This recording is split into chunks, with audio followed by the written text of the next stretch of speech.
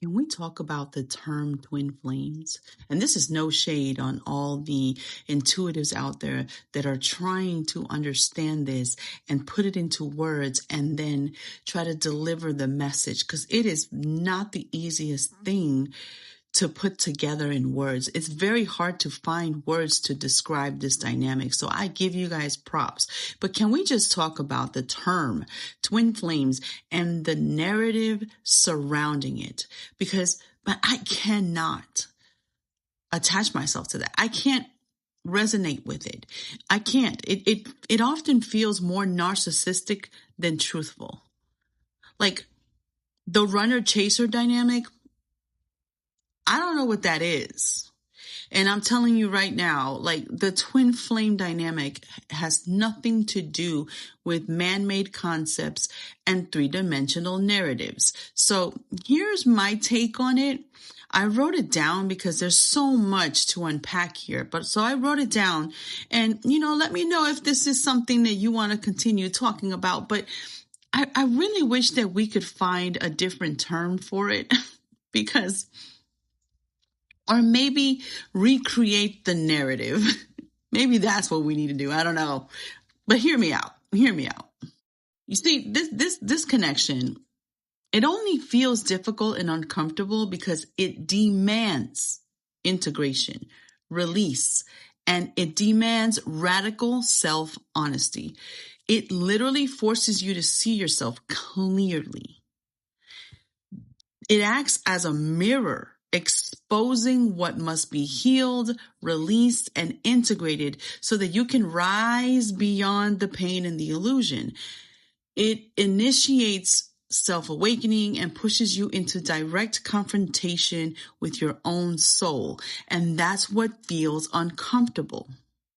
And in many ways, your twin acts as a catalyst that reshapes your life. They are literally the cookie cutter of your life. If you've ever used a cookie cutter, that is what your twin flame is doing with your life. Okay. And vice versa. You are doing the same. Never think that you are not imprinting on this person, because this happens immediately. And it's the three-dimensional fears that create the separation between these two people. Okay? It's the mask of ego and the walls of pride that are the biggest issues.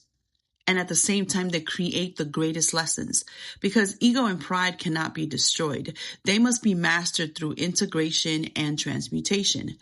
When those masks finally fall, when they finally drop, the dynamic shifts into something quietly powerful, magical, and even majestic. A lot of times people confuse the twin flame union with three-dimensional outcomes, with three-dimensional expectations and man-made concepts of what romance is.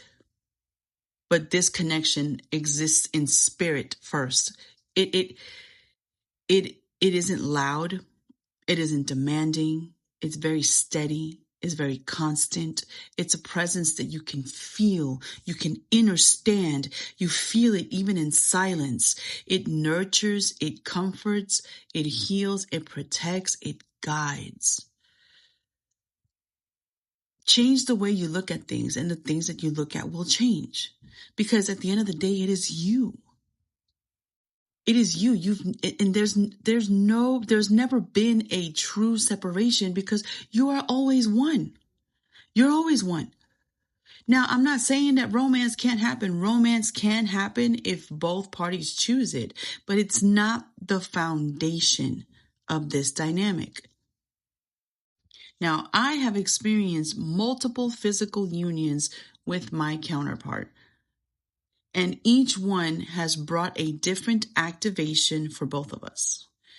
It's like a language of its own. Like, one can only be understood by those living it and breathing it every second of the day. Like, if you have not experienced this, and all you've experienced is narcissism, rejection, and all that stuff, that is not your twin flame. And you cannot understand what you have not experienced. And I'm sorry that that is your experience, but it's not a twin flame.